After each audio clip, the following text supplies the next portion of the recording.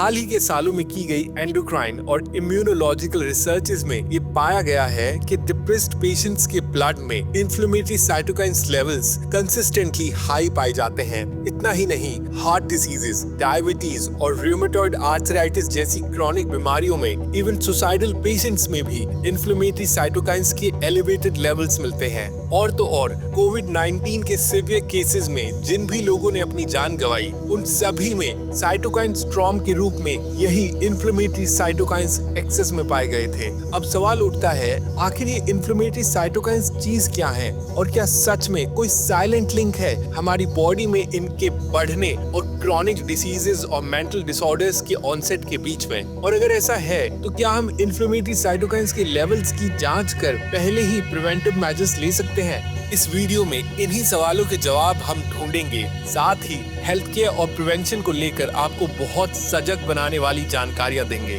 तो आइए शुरू करते हैं। ह्यूमन एवोल्यूशन के हजारों सालों के क्रम विकास में हमारा सामना अनगिनत तरह के थ्रेट्स या स्ट्रेसेस से हुआ। इन सभी खतरों से हम खुद का बचाव कर पाए, उसका कारण था हमारी बॉडी का अल्टीमेट सर्वाइवल मैकेनिज्म। साइंस की भाषा में इसे सिंपैथेटिक नर्वस सिस्टम कहा जाता है, जिसका काम होता है शॉर्ट टर्म के लिए एक्टिवेट होकर बॉडी को अलार्मिंग फाइट और फ्लाइट मोड में ले जाना और हमारा बचाव सुनिश्चित करना। ये स्ट्रेसेस पारंपरिक तौर पर फिजिकल डेंजर्स होते, जैसे किसी जानवर का हमला या कोई पारंपरिक आपदा का सामना। ऐसा होने पर हमारा सर्वाइवल मैकेनिज्म मिलीसेकंड्स के अंदर एक्टिवेट हो जाता और इसकी शुरुआत होती हमारे दिमाग के हाइपोथैलेमस से। यहाँ सबसे पहले खतरे को सेंस किया जाता और बॉडी के सिंपैथेटिक नर्वस सिस्टम को एक्टिवेट कर दिया जाता। इसके बाद हाइपोथैलेमस हमारी किडनीज के ऊपर मौजूद एड्रिनल ग्लैंड्स को डायरेक्टली नर्व सिग्नल्स भेजता और वहाँ से एड्रेनालिन नाम का हार्मोन रिलीज होने लगता। एड्रेनालिन सबसे पहले बॉडी का हार्ट रेट बढ़ाता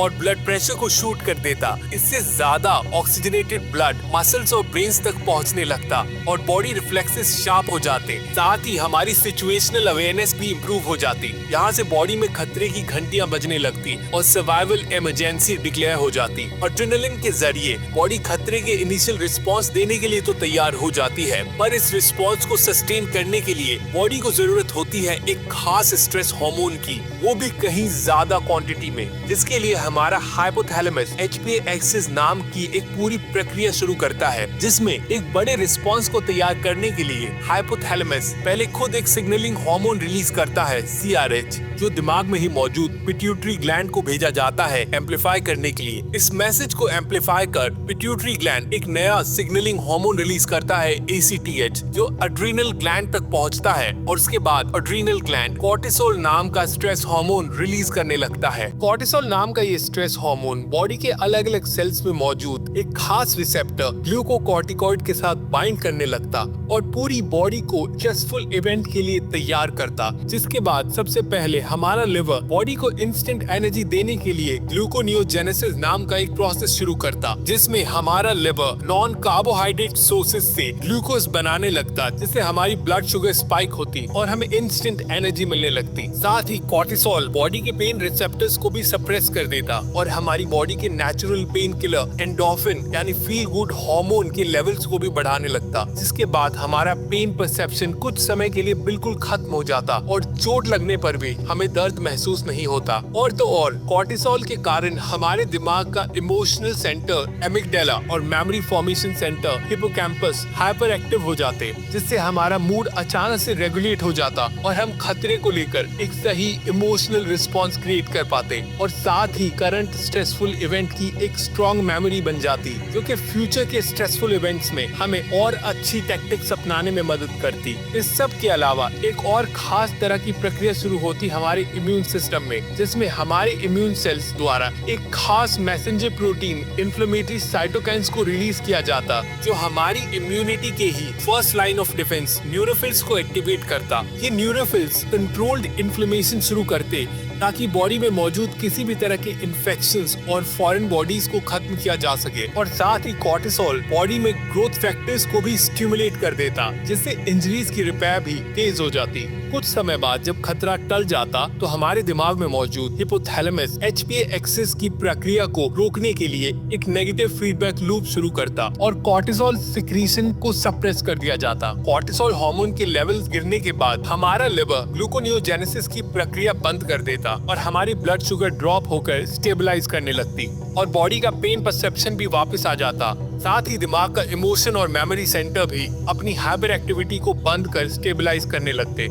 इसके अलावा इम्यून सेल्स द्वारा किए गए कंट्रोल्ड इन्फ्लेमेशन को रोकने के लिए हमारे इम्यून सेल्स द्वारा ही एंटी इन्फ्लेमेटरी साइटोकाइन्स को रिलीज किया जाता, जिससे न्यूरोफिल्स डीएक्टिवेट होने लगते और बॉडी में इन्फ्लेमेशन मार्कर्स घटने लगते और इस तरह हमारी बॉडी सर्वाइवल मोड से होम्योस्टेसिस यानी रिलैक्सिंग और हीलिंग स्टेट में आ जाती। साइंस की भाषा में इसे पैरासिम्पैथेटिक नर्वस सिस्टम कहा जाता है, जिसमें हमारी बॉडी रिकवरी और रिजुविनेशन करती है। अब आइडियली एक हेल्दी लाइफ के लिए एक दिन के करीब 80% समय हमारा पैरासिम्पैथेटिक नर्वस सिस्टम एक्टिवेट होना चाहिए और जरूरत पड़ने पर ही सिर्फ 20% या उससे भी कम समय के लिए हमारा सिंपैथेटिक नर्वस सिस्टम एक्टिवेट होना चाहिए। अब बात करते हैं समस्या पर। रिनोड स्ट्रेस रिसर्चर हांस सेलिए, जिन्हें फादर ऑफ स्ट्रेस रिसर्च भी कहा जाता है, इनके द्वारा साल 1936 में जनरल अडेप्शन सिंड्रोम नाम का रिसर्च पेपर पब्लिश किया गया, जिसमें सबसे पहले क्रॉनिक स्ट्रेस और बॉडी इन्फ्लेमेशन के कोरिलेशन के बारे में बताया गया और बात की गई क्रॉनिक स्ट्रेस की 3 स्टेजेस के बारे में, जिसमें पहली स्टेज होती है अलार्म स्टेज, जो हमारे सर्वाइवल के लिए एक जरूरी प्रक्रिया है। लेकिन अगर स्ट्रेसर्स बढ़ते चले जाते हैं तो बॉडी शुरुआत में इससे कोप करने की कोशिश करती है और इस स्टेज को कहा जाता है रेजिस्टेंस स्टेज। पर जब बॉडी की कोपिंग कैपेबिलिटीज कम होने लगती हैं और स्ट्रेसेस की मात्रा कम होने की जगह और बढ़ने लग जाती है तो अंत में आती है एग्जॉस्शन स्टेज, जब बॉडी में अनकंट्रोल्ड सस्टेन्ड इन्फ्लेमेशन होने लगता है, जिसके बाद धीरे धीरे हमारे सारे बॉडीली फंक्शंस का ब्रेकडाउन शुरू होता है और हमारे शरीर में क्रॉनिक डिसीजेस का ऑनसेट शुरू हो जाता है। अब सबसे खतरनाक बात यह है कि आज के समय में हम सभी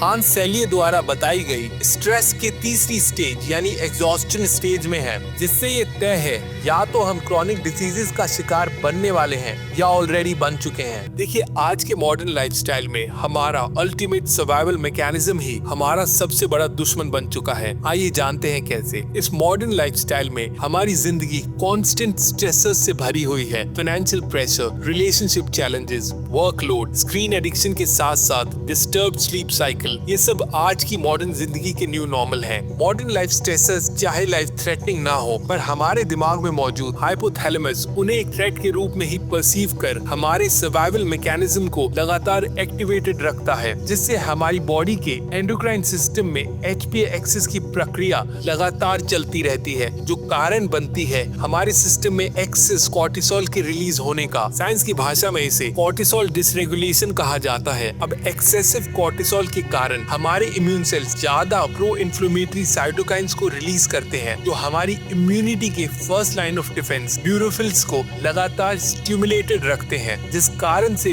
बिना किसी एक्टिव इन्फेक्शन या पैथोजेंस के भी न्यूरोफिल्स रिएक्टिव ऑक्सीजनेटेड स्पीशीज, जिन्हें आम भाषा में फ्री रेडिकल्स कहा जाता है, उन्हें हमारी बॉडी में लगातार रिलीज करते रहते हैं, जिससे हमारी बॉडी में ऑक्सीडेटिव स्ट्रेस बढ़ने लगता है और हमारे हेल्दी सेल्स और टिश्यूज में इन्फ्लेमेशन शुरू हो जाता है। अब नॉर्मली नेगेटिव लूप की मदद से हमारी बॉडी HPA एक्सिस की प्रक्रिया को रोककर कॉर्टिसोल सिक्रीशन को हॉल्ट कर सकती है। साथ ही इन्फ्लेमेशन मार्कर्स को कम करने के लिए हमारे इम्यून सेल्स एक दूसरे तरह के messenger protein anti inflammatory cytokines को रिलीज कर सकते हैं, जो न केवल इन्फ्लेमेशन को काउंटरएक्ट करते बल्कि टिश्यू रिपेयर और रिजुविनेशन को भी फैसिलिटेट कर सकते। और लगातार स्ट्रेसेस से सामना होने के कारण हमारी बॉडी में ये रिपेयरिंग फेज ढंग से शुरू ही नहीं हो पाता, क्योंकि इन स्ट्रेसेस के कारण हमारा sympathetic nervous system overly activated रहने लगता है, जिस कारण से बॉडी का सर्वाइवल मैकेनिज्म अपने इमरजेंसी प्रोटोकॉल को बिना किसी जरूरत के भी चालू रखता है, जो हमारे इम्यून सेल्स को बाध्य करता है एक्सेसिव प्रो इन्फ्लेमेटरी साइटोकाइन्स जैसे IL-6, TNF अल्फा को लगातार रिलीज करते रहने के लिए। अब इन एक्सेसिव प्रो इन्फ्लेमेटरी साइटोकाइन्स के कारण हमारी इनेट इम्यूनिटी यानी first line of defence neutrophils over activated हो जाते हैं। आइडियली इन न्यूरोफिल्स का काम होता है रिएक्टिव ऑक्सीजनेटेड स्पीशीज यानी फ्री रेडिकल्स को रिलीज कर बॉडी में मौजूद किसी भी तरह के पैथोजेंस या फॉरेन बॉडीज को खत्म करना। पर ओवर एक्टिवेशन के कारण न्यूरोफिल्स बिना किसी एक्टिव इन्फेक्शन के भी बॉडी में फ्री रेडिकल्स केमिकल्स सिक्रीट करते रहते हैं, जो कारण बनता है ऑक्सीडेटिव स्ट्रेस का, जिससे बॉडी में इन्फ्लेमेशन बढ़ने लगता है और यहाँ से हमारे हेल्दी सेल्स और टिश्यूज डैमेज होने लगते हैं। अब इस बढ़ते हुए इन्फ्लेमेशन को रोकने के लिए आइडियली हमारी बॉडी को जरूरत होती है पैरासिम्पैथेटिक नर्वस सिस्टम पर स्विच करने की, जिसके बाद हमारे इम्यून सेल्स इस सेल्फ इंड्यूस्ड इन्फ्लेमेशन को काउंटर करने के लिए एक दूसरे तरह के messenger protein anti inflammatory cytokines जैसे IL-10, TGF बीटा को रिलीज करना शुरू करते हैं, जो न्यूरोफिल्स को सप्रेस कर ग्रोथ फैक्टर्स और एंटीऑक्सीडेंट्स को प्रमोट करते हैं और इस तरह बॉडी में इन्फ्लेमेशन मार्कर्स घटने लगते हैं। पर लगातार स्ट्रेसेस से सामना होने के कारण हमारी बॉडी का पैरासिम्पैथेटिक नर्वस सिस्टम पूरी तरह से एक्टिवेट ही नहीं हो पाता, जिस कारण से प्रो इन्फ्लेमेटरी साइटोकाइंस की मात्रा बॉडी में बढ़ती चली जाती है और वहीं एंटी इन्फ्लेमेटरी साइटोकाइंस के लेवल्स सप्रेस होने लगते हैं, जिस कारण से हमारी immunity uncontrolled self induced inflammation कर बॉडी के हेल्दी सेल्स और टिश्यूज को लगातार नुकसान पहुंचाती रहती है। अब अपनी ही इम्यूनिटी से होने वाले इन्फ्लेमेशन से खुद को बचाने के लिए हमारे हेल्दी सेल्स और टिश्यूज खुद के आसपास एक इन्फ्लेमेटरी बैरिकेड बनाने लगते हैं। इससे टिश्यूज का फर्दर इन्फ्लेमेशन तो रुक जाता है, लेकिन इस बैरिकेडिंग के कारण ग्रोथ फैक्टर्स और एंटीऑक्सीडेंट्स भी उन तक नहीं पहुंच पाते और इस कारण से इन्फ्लेम्ड टिश्यूज कभी रिपेयर ही नहीं हो पाते और ये समस्या सस्टेन्ड इन्फ्लेमेशन का रूप ले लेती है। हाल ही के सालों में जितनी भी एंडोक्राइन और न्यूरोलॉजिकल स्टडीज हुई हैं, उनमें ये साबित हो चुका है कि ऑटो इम्यून और क्रॉनिक डिसीजेस जैसे हार्ट कंडीशन और रूमेटॉइड आर्थराइटिस के ऑनसेट का कारण यही सस्टेन्ड इन्फ्लेमेशन है। लेकिन समस्या सिर्फ यहाँ नहीं रुकती, बल्कि इससे दोहरा नुकसान होता है, क्योंकि एक तरफ जहाँ इंटरनल इन्फ्लेमेशन से बॉडी अंदर से कमजोर होने लगती है और उसमें क्रॉनिक डिसीजेस घर करने लगती हैं, उसी के साथ हमारी एक्सटर्नल एनवायरमेंटल टॉक्सिन्स और पैथोजन से लड़ने की क्षमता भी खत्म होने लगती है। देखिए, एक्सटर्नल एनवायरमेंट से होने वाली गंभीर बीमारियों से बचाने का काम करती है हमारी एडेप्टिव इम्यूनिटी, जो कि हमारी इम्यूनिटी का थर्ड लाइन ऑफ डिफेंस है, जिसमें आते हैं लिम्फोसाइट्स जैसे टी सेल्स और बी सेल्स। ये लिम्फोसाइट्स इम्यूनोलॉजिकल मेमोरी और एंटीबॉडीज के जरिए एनवायरमेंटल टॉक्सिन्स और पैथोजेंस के खतरों से हमें बचाते हैं। लेकिन हमारी इस लॉन्ग टर्म एडेप्टिव इम्यूनिटी को प्रॉपर एक्टिवेशन के लिए पहले जरूरी होता है न्यूरोफिल्स का डीएक्टिवेट होना। प्रो इन्फ्लेमेटरी साइटोकाइंस के एक्सेस सिक्रीशन के कारण ऐसा हो नहीं पाता और इस तरह लॉन्ग रन में हमारी third line of defence effectively activate होना बंद कर देती है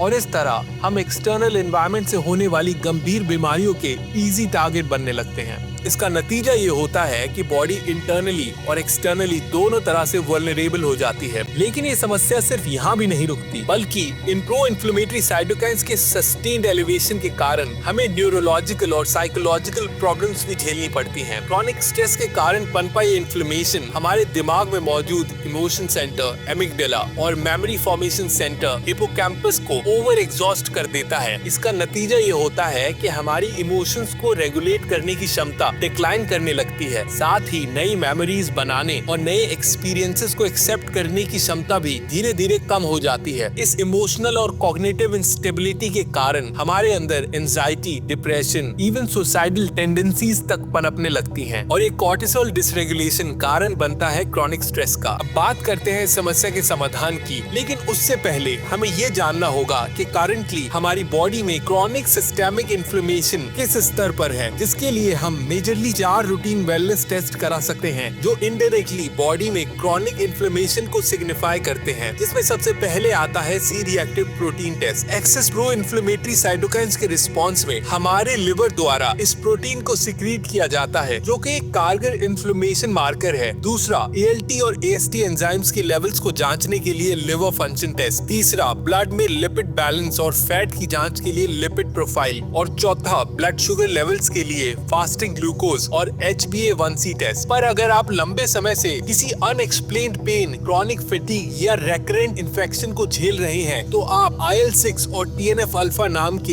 इन 2 प्रो इन्फ्लेमेटरी साइटोकाइंस के लेवल्स की जांच करा सकते हैं। ये टेस्ट थोड़े महंगे जरूर होते हैं, पर ये बॉडी में अंडरलाइंग एक्सेसिव सिस्टेमिक इन्फ्लेमेशन के सबसे सटीक मार्कर्स हैं। और अब बात करते हैं प्रिवेंटिव मेजर्स के बारे में, जिसमें सबसे पहले आता है योग। दोस्तों, योगासन ही दुनिया में अकेली ऐसी फिजिकल एक्टिविटी है जो मिराकुलसली हमारे पैरासिम्पैथेटिक नर्वस सिस्टम को एक्टिवेट कर हमारी बॉडी को डीप सेलुलर लेवल पर रिलैक्स और रिजुविनेट करने में मदद करती है। जिनमें 4 सबसे मुख्य योगासन है प्राणायाम, बलासन, सुप्तबद्ध कोणासन, विपरीत कराणी, शवासन और साथ में ध्यान। इन सभी योगासन से आप अपने सर्वाइवल मैकेनिज्म को ओवर एग्जॉस्शन से बचा सकते हैं। कोशिश करें इन सभी को अपनी डेली लाइफ में इनकॉर्पोरेट करने की। और ध्यान रहे, योग का ऑल्टरनेटिव कोई और एक्सरसाइज या वर्कआउट रिजीम नहीं है, क्योंकि सभी तरह के वर्कआउट रूटीन्स या एक्सरसाइजेस आपके सिस्टेमिक नर्वस सिस्टम को स्टिमुलेट करते हैं। और अगर आप पहले से ही कॉर्टिसोल डिसरेगुलेशन के शिकार हैं, तो ये सेलुलर लेवल पर इन्फ्लेमेशन की समस्या को और बढ़ा सकता है। योग के अलावा हमारे पैरासिम्पैथेटिक नर्वस सिस्टम को एक्टिवेट करने के लिए एक और कारगर तरीका है, जो कि है काउ कडलिंग। पूरे यूरोप और वेस्टर्न वर्ल्ड में काउ कडलिंग को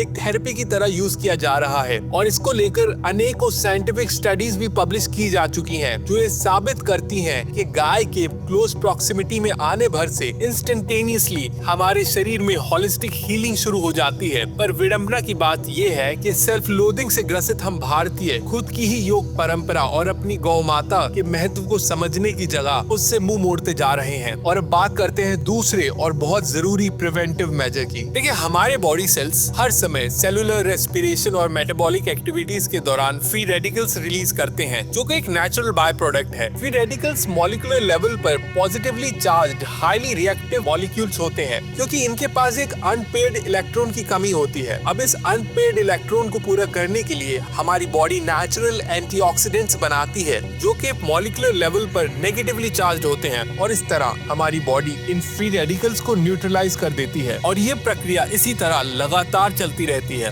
पर कॉर्टिसोल डिसरेगुलेशन की समस्या के कारण हमारे इम्यून सेल्स जैसे न्यूरोफिल्स ओवर एक्टिवेट होकर कई सौ गुना ज्यादा फ्री रेडिकल्स बॉडी में रिलीज करने लगते हैं। ऐसा होने पर हमारी बॉडी उस प्रोपोर्शन में नेचुरल एंटीऑक्सीडेंट्स नहीं बना पाती, और ऐसे में ये फ्री रेडिकल्स अपने अनपेड इलेक्ट्रॉन को पूरा करने के लिए हमारे हेल्दी सेल्स से ये इलेक्ट्रॉन्स लेने लगते हैं, जो कारण बनता है ऑक्सीडेटिव स्ट्रेस का, जहाँ से बॉडी में इन्फ्लेमेशन बढ़ने लगता है और ऑनसेट होता है रैपिड एजिंग और क्रॉनिक डिसीजेस का, जैसा कि इस वीडियो में हमने आपको समझाया है। अब बॉडी को इन्फ्लेमेशन से बचाने और इन एक्सेसिव फ्री रेडिकल्स को न्यूट्रलाइज करने के लिए हमें जरूरत होती है एक एक्सटर्नल एंटीऑक्सीडेंट्स के सोर्स की, और ये काम करती है हमारी नेचुरल अर्थ सरफेस। देखिए, हमारी धरती नेचुरली नेगेटिव चार्ज कैरी करती है, और जैसे ही हमारी स्किन अर्थ सरफेस के डायरेक्ट टच में आती है, उसी के साथ billions of free electrons कोलोजन pathway के द्वारा हमारी स्किन के जरिए बॉडी मैट्रिक्स में एंटर करते हैं और इन फ्री रेडिकल्स को न्यूट्रलाइज करने लग जाते हैं। और इस तरह एक सिंक्रोनाइजेशन होता है बॉडी का कॉस्मोस के साथ, और बॉडी हील करने लगती है। इस फिनोमिनन को मॉडर्न साइंस में ग्राउंडिंग कहा जाता है। अनेकों रिसर्चेस में ये प्रूव हो चुका है, ग्राउंडिंग से बॉडी में ऑक्सीडेटिव स्ट्रेस कम होता है, कॉर्टिसोल लेवल्स नॉर्मलाइज होते हैं, हमारे वुंड्स जल्दी भरने लगते हैं, ब्लड विस्कोसिटी रिड्यूस होती है, हार्ट वेरिएबिलिटी भी बेटर होने लगती है। यानी कुल मिलाकर हमारी बॉडी हील करने लगती है। आप हर दिन सिर्फ 15 मिनट के लिए पार्क या खाली जगह पर सिर्फ चलना शुरू करिए और खुद डिफरेंस देखिए। ह्यूमन काइंड एक अलग ही तरह की प्रजाति है, जिसे भगवान ने सेल्फ अवेयरनेस का वरदान दिया, लेकिन हमने तब भी रैट रेस का हिस्सा बनना चुना और धीरे धीरे खुद को प्रकृति से दूर कर मेडिकल माफियाओं का एक कस्टमर बना लिया।